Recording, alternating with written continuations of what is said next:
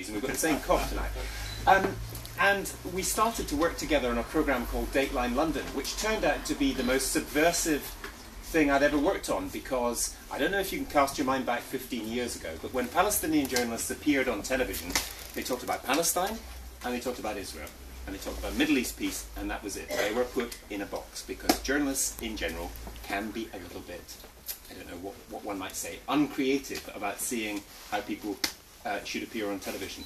We started to talk about the royal family or football or the World Cup or whatever.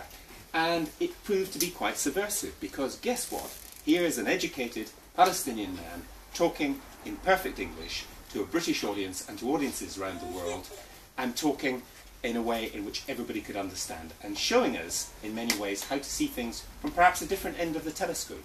And I got into journalism to try to overturn stereotypes, not to reinforce them. And sometimes, if you read in the newspapers in Britain, you see simply the reinforcement of stereotypes.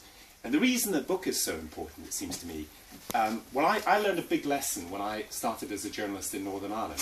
I remember dealing with the IRA and one of the guys I knew saying this remarkable phrase: who would object if we took power with an Armalite in one hand and a ballot box in the other? And in Britain, the only words that came out of that were the Armalite. It was the bullet. Everybody forgot the ballot box, which was actually the story.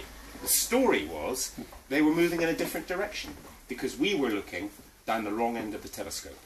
Now, the reason this book is so important, it seems to me, is that so much of what we do is, of course, conditioned by our culture and background.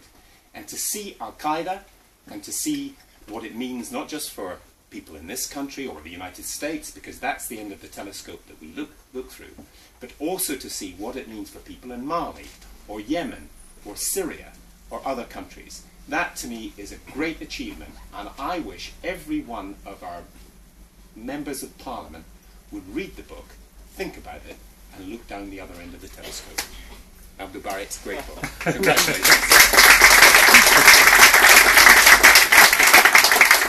Where shall I start? I would like to thank my friend Gavin Esler first, and also all of you, and Al-Saki, my publisher, to give me this opportunity to meet you, to talk to you.